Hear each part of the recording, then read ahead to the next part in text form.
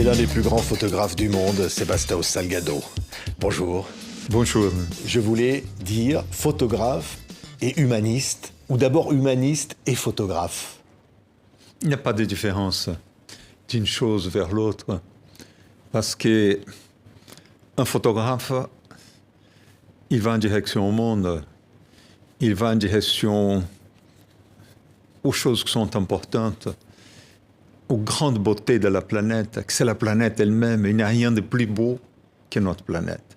Il n'y a rien de plus magnifique que la dignité des gens. Et en allant vers cette Amazonie, je suis allé vers l'endroit peut-être le plus beau de la planète, avec les gens les plus dignes de la planète, parce que ces gens, c'est nous-mêmes du début. C'est notre dignité qui est représentée là. Oui, c'est un livre, regardez, exceptionnel, publié chez Taschen. On va entendre une musique, c'est une ambiance, c'est Jean-Michel Jarre qui a composé sur l'exposition à la Philharmonie, on va en parler, Sebastião, c'est extraordinaire. Pendant toute cette émission, on va entendre, comme ça on a l'impression d'être enveloppé, les chants des oiseaux, et la musique de Jean-Michel, et puis finalement, ces hommes et ces femmes et ces enfants, cette vie. Oui. Vous savez, je suis très heureux que Jean-Michel Jarre a pu composer cette musique pour être le fil conducteur de cette exposition. Il sera d'ailleurs le fil conducteur de toutes les expositions d'Amazonie qui vont dans le monde entier. Cette musique va accompagner. C'était une idée de Lélia, ma femme, qui dessine les livres, qui a conçu l'exposition. Et elle voulait une musique qui accompagne ces images, qui au moment de la manière qu'elle organisait l'exposition, dès qu'on rentre en exposition, on rentre en Amazonie. On rentre dans la forêt, et elle voulait que cette musique soit les fils conducteurs. Et Jean-Michel Jarre a travaillé de manière magnifique.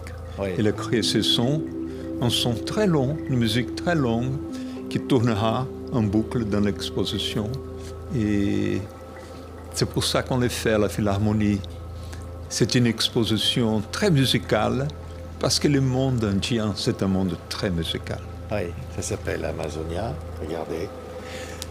Et je voulais dire, évidemment, la musique, la Philharmonie de Paris, avant que cette exposition aille à Londres, à Rio, partout dans le monde. Mais cette année, pendant 7 ans, vous avez été à la rencontre de ces peuples, Sebastião, et de cette forêt aussi qu'on voit en photo. C'est ça. J'ai réalisé aux environs de 48 voyages en Amazonie. J'ai passé longtemps en Amazonie.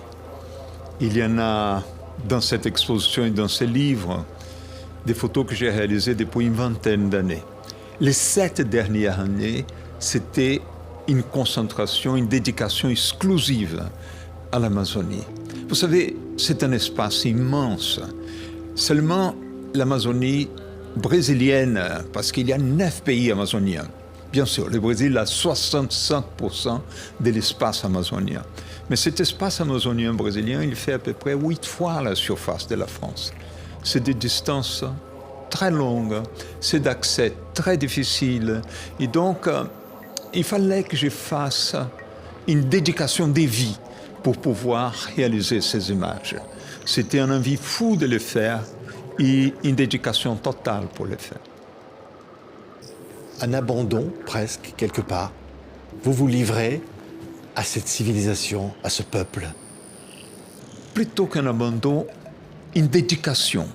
J'ai dédié ma vie à faire ces images, approcher de ces communautés indiennes. Vous savez, ces communautés, c'est nous-mêmes.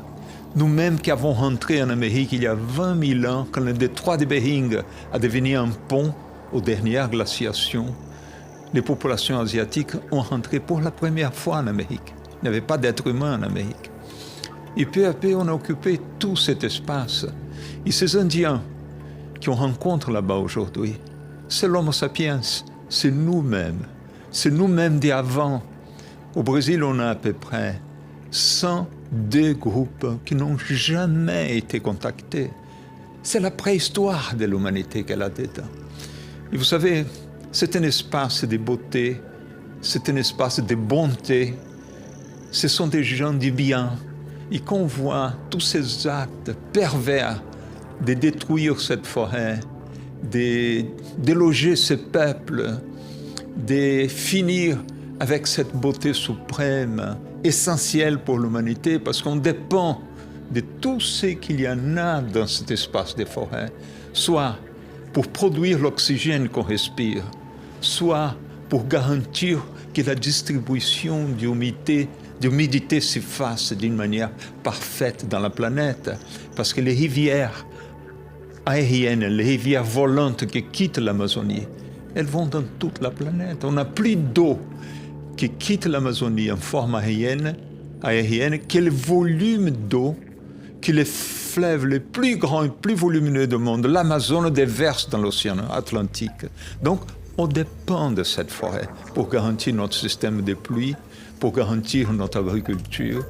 Et il faut qu'on soit ensemble, l'humanité entière, pour protéger cet espace, pour interdire qu'un gouvernement prédateur comme le gouvernement actuel du Brésil détruit ce que tous les autres gouvernements d'avant ont garanti la préservation.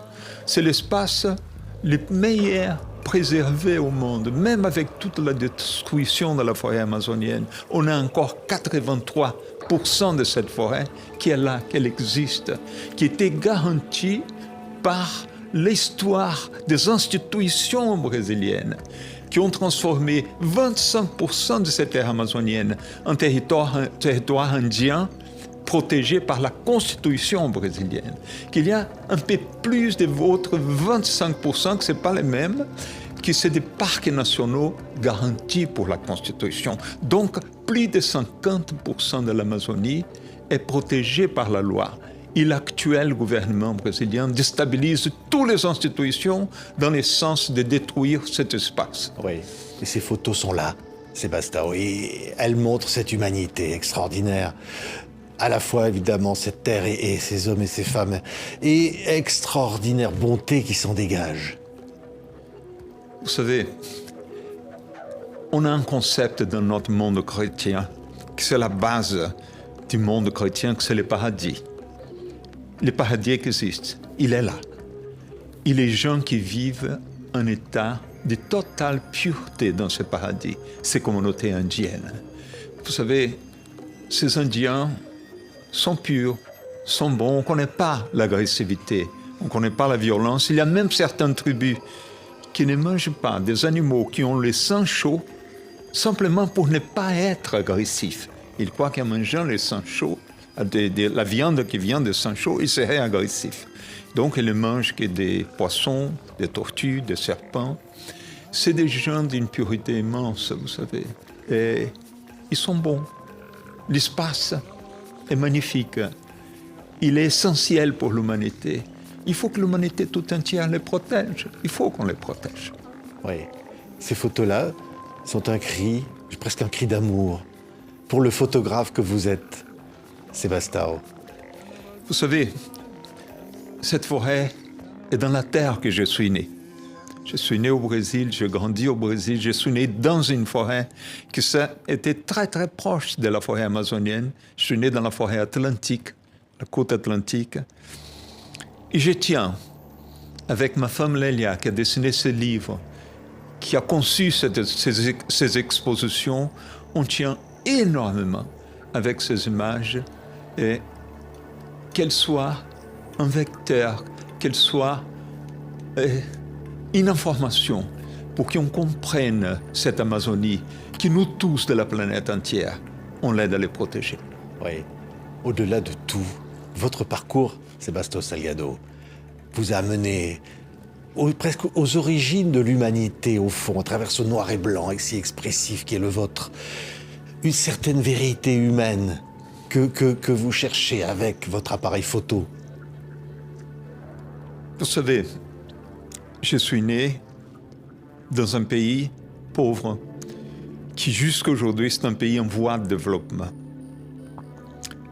J'ai immigré, je suis venu en France avec ma femme, on était très jeunes, on est arrivé ici en 1969. J'ai lié ma photographie au moment historique que j'ai vécu. Pas Parce que je voulais les lier au début, parce que c'était naturel. J'étais un étudiant en économie, je venais d'une réalité sociale. Et ma photo, elle était liée à ces moments historiques. Et j'étais dans plus de 130 pays différents dans le monde entier. Et aujourd'hui, si je regarde de l'arrière vers le début, maintenant vers mon début de photographe, je vis que j'arrivais à voir ma photographie complètement liée à ce moment historique que j'ai vécu et que peut-être qu'elle aide à raconter un tout petit peu de notre histoire pendant ces 40-50 ans que j'ai vécu comme photographe. Et peut-être que ça va aider à raconter un tout petit peu de notre histoire. Oui. Ce qui serait terrible, c'est qu'un jour, on voit vos photos, on regarde ces photos en se disant « c'était ça ». Et ces gens ne sont plus, cette terre n'est plus, cette forêt n'existe plus, il ne reste que ces photos pour en témoigner. J'espère que non. J'espère que non. J'espère que mes photos dans 40-50 ans, elles ne seront pas simplement une mémoire. J'espère qu'on va ensemble tenir cet espace, protéger cet espace. Parce qu'on a besoin de cet espace. L'humanité entière a besoin de cet espace. Cette tribu indienne représente ce que j'ai dit il y a quelques minutes, le début de notre histoire. C'est peut-être la plus grande concentration culturelle de la planète. On a presque des 100 langues différentes qu'il y en a dans cet espace. On a presque des 100 cultures différentes. C'est une richesse comme vous ne pouvez pas imaginer. Et on a besoin de cette biodiversité, on a besoin de la fabrication de l'oxygène pour ces milliards d'arbres qui garantissent à travers de la photosynthèse l'acte basique de notre existence, qui c'est de respirer. L'oxygène est produit là-bas. Donc, je crois qu'il faut que l'humanité comprenne. Il faut que nous tous comprenions qu'on a besoin de cet espace, qu'on a besoin de les protéger. Oui, un mot, quand vous photographiez, quand vous êtes avec eux, comment ça se passe ? Comment vous arrivez à obtenir ces images absolument somptueuses ? On les voit regroupées en famille, avec ce regard vers vous.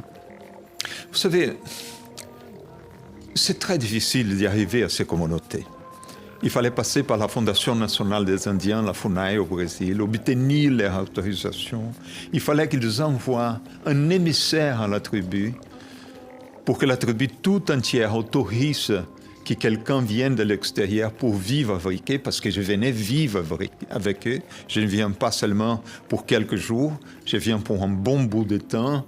J'arrive avec une expédition, j'arrive avec des anthropologues, des traducteurs, des capitaines de brousse, qui sont ces hommes qui connaissent la brousse, qui puissent m'aider à déplacer dans la forêt, à monter des campements, avec des piroguiers. Donc, on est attendu par ces Indiens. Quelquefois, ça prend plus d'un an, la préparation, jusqu'à aboutir. Mais quand on arrive là-bas, c'est phénoménal, parce qu'on arrive chez soi. On est tellement bien reçu. En quelques heures, je ne dis pas même quelques semaines, quelques jours, non, en quelques heures, on est chez soi. Même si on ne parle pas la langue, on touche, on sourit. Vous savez, tout ce qui est essentiel pour nous qui habitons à Paris au XXIe siècle, c'est essentiel pour ces populations qui représentent notre début. La manière d'aimer, la manière d'avoir un comportement communautaire, la solidarité, c'est la même. Quand j'arrive là-bas, j'arrive dans ma propre tribu, la tribu de l'Homo sapiens, la tribu de l'être humain. Et donc, je suis chez moi. C'est un plaisir énorme, c'est basique. On dort dans des hamacs, et on se lave dans les rivières, on mange ce qu'on peut manger, mais la seule chose qu'on n'a pas envie qu'on est là, c'est de retourner. Parce que c'est magnifique. Ces gens vivent maintenant vraiment d'une autre manière. Oui. Et quand vous les quittez, quand vous leur dites au revoir, j'imagine que vous êtes très ému. Quelquefois, c'est très long. Quelquefois, on a un groupe qui nous suit parce qu'on arrive en rivière, on part en bateau, ils viennent avec leurs petits bateaux et qui nous suivent et pour dire des longs adieux jusqu'à qu'à un moment ce n'est plus possible, on se sépare et on s'en va. Mais c'est le seul peut-être grand regret que j'ai dans ma vie, que la majorité de ces communautés, je ne pourrais plus jamais retourner. Mais que c'était un grand privilège d'avoir été là-bas. Merci, Sebastião Salgado, pour ce témoignage. Le livre est somptueux, publié chez Taschen. Les reproductions des photos sont absolument somptueuses, je le disais, merveilleuses. Sebastião Salgado, Amazonia, exposition à la Philharmonie, la musique de Jean-Michel Jarre. Et puis tout ça, et votre univers, et surtout vos photos. Merci, Sebastião Salgado. C'est moi qui vous remercie.